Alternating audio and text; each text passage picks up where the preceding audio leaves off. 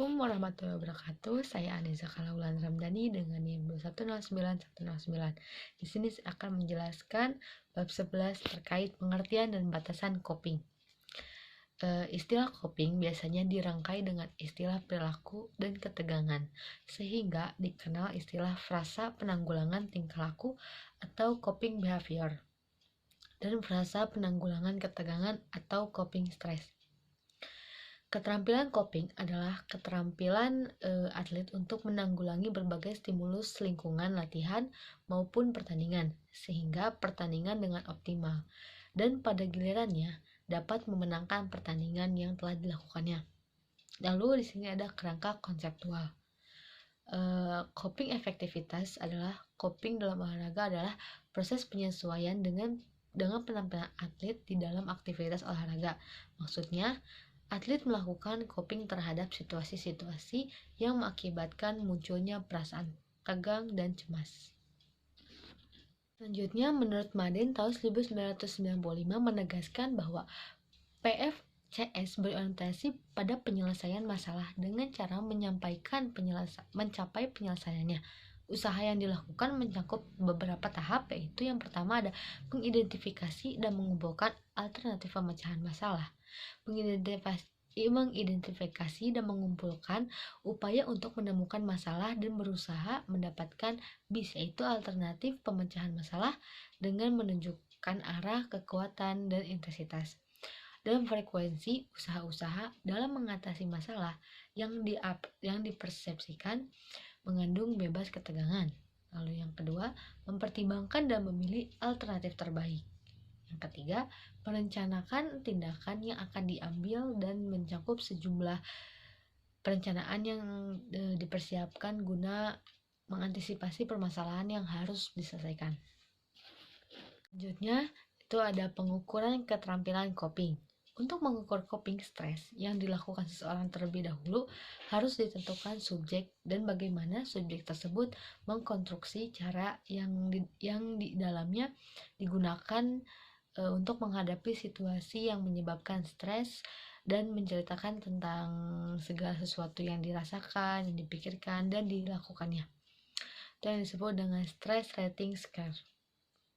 Lalu yang selanjutnya itu strategi coping yang digunakan atlet top. Strategi coping yang dilakukan yaitu beraneka ragam, sehingga mereka benar-benar dapat menyesuaikan diri dengan berbagai tuntutan lingkungan, baik internal maupun eksternal.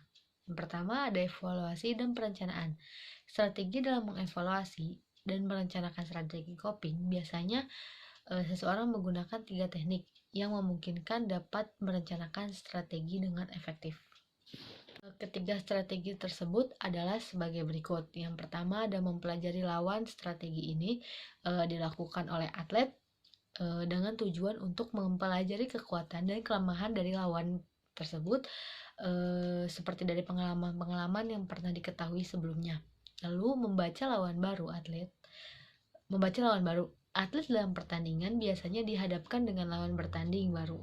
Sebelum atlet bertanding dengan lawan yang baru, perlu menetapkan pertandingan secara membaca kekuatan dan kelemahan lawan. Strategi ini sangat penting karena atlet atau pelatih dapat menilai lawan baru dengan cepat. Misalnya, melihat bagaimana cara lawan berdiri, melihat bagaimana tubuhnya, sehingga atlet mengetahui apakah lawan benar-benar siap untuk bertanding atau belum.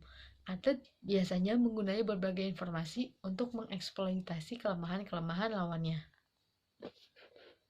Selanjutnya ada memahami kondisi atlet. Belajar untuk memahami kondisi lingkungan dan berusaha untuk menyesuaikan dirinya dengan kondisi lapangan untuk menerima berbagai tuntutan dalam pertandingan. Dengan demikian diharapkan dalam kondisi lingkungan apapun, atlet dapat dengan cepat untuk menyesuaikan diri. Lalu di sini ada yang kedua, yaitu strategi psikologis. Proaktif. Strategi psikologis adalah strategi coping yang ditunjukkan untuk membangun kepercayaan diri dan memelihara konsentrasi secara proaktif. Yaitu ada membangun kepercayaan strategi.